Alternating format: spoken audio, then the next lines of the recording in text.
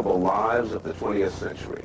Born 76 years ago in Russia, educated at the University of Leningrad, she went on to become, in her best-selling novels and her non-fiction works, the world's foremost philosophical advocate of individualism, capitalism, and what she provocatively calls the virtue of selfishness. In a speech you made here for the National Committee for Monetary Reform, you suggested that American businessmen have become their own worst enemies. What do you mean by that? Well, I didn't suggest, I stated it openly and firmly. I mean by that the businessmen have dropped and ignored ideas completely. American businessmen believe for some reason that ideas are unimportant, irrelevant, and that they are practical when they deal in any matters other than the intellect.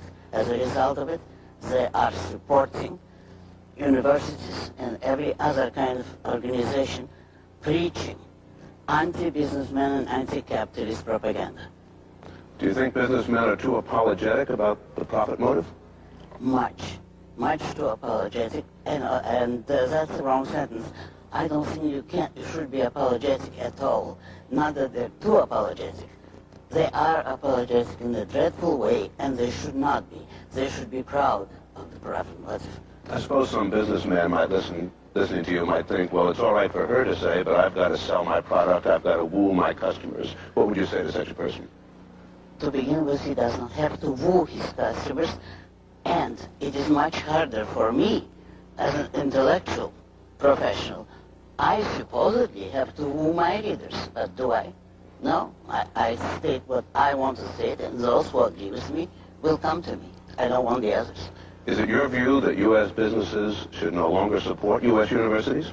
Yes, definitely. Or rather, they should stop supporting them. They should go on strike against the universities, demanding a fair practice, at least a fairness doctrine on the order of what television used to have, to present every important viewpoint.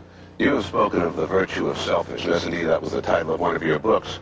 What would you say to all those Americans who believe they have an obligation to support their weaker fellow citizens through welfare and similar programs? Fine, but let them do it, but they have no moral right to force me or any other American citizens to support the so-called downtrodden. They have no right to my work, they have no right to my life. I am free to do what I want to, and those Americans who believe in support should do it voluntarily and privately, fine.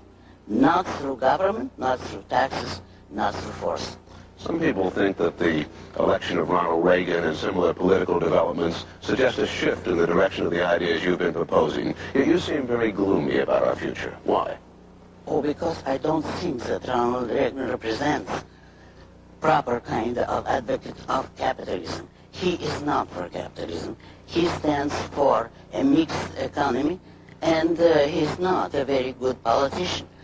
I never voted for him. I didn't vote for anyone this time. But I do believe there is a shift to the right. The public is tired of the welfare state. They would like to return to some rational Americanism, but there is no intellectual leadership. None at all. Thanks very much, Ayn Rand, a lady who thinks American businessmen should stop apologizing and get on with their business.